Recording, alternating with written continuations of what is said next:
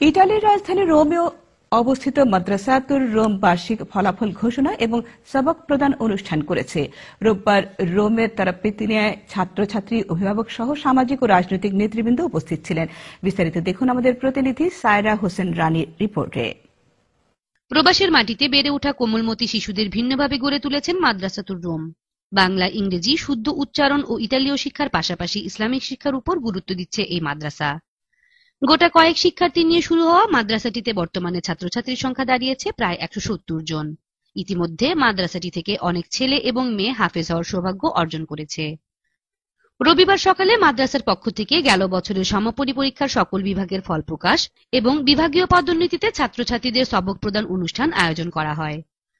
মাদ্রাসাতুর রোমের প্রতিষ্ঠাতা এবং ওলামা কাউন্সিলের সভাপতি হাফেজ মৌলানা মিজানুর রহমানের সভাপতিত্বে এবং আব্দুল্লাহ আল ফারুকের পরিচালনায় বক্তারা বলেন, ভিন্ন ধর্মের এই দেশে নানা বাধা আর বিপত্তি মোকাবেলা করে হলেও ইসলামকে প্রতিষ্ঠা করে বেড়ে ওঠা আগামী প্রজন্মের ছেলে মেয়েদেরকে ইসলামী শিক্ষায় শিক্ষিত করে তুলতে হবে।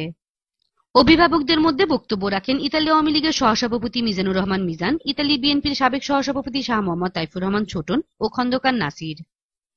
অনুষ্ঠানে অনেকের মধ্যে উপস্থিত ছিলেন খতিব মৌলানা রুহুল আমিন, মৌলানা অলিউল্লাহ খান, মৌলানা মিকাইল হোসাইন, হযরত মৌলানা ফজলুল করিম, মৌলানা আব্দুর রহিম সহ বাংলাদেশ সমিতির সভাপতি নূরে আলম সিদ্দিকী বাচ্চু। সকল অভিভাবকদের প্রতি নিয়মিত উপস্থিতির অনুরোধ করে মাদ্রাসা সভাপতি মিজানুর রহমান বলেন, আমরা ধারণা করতে পারছি আগামী কয়েক বছরের মধ্যে আরো অনেক শিক্ষার্থী এই মাদ্রাসায় ভর্তি হয়ে ইসলামিক শিক্ষায় শিক্ষিত হবে। ইতিমধ্যেই স্থায়ীভাবে মাদ্রাসা ভবন স্থাপনের উদ্যোগ নেওয়া হয়েছে।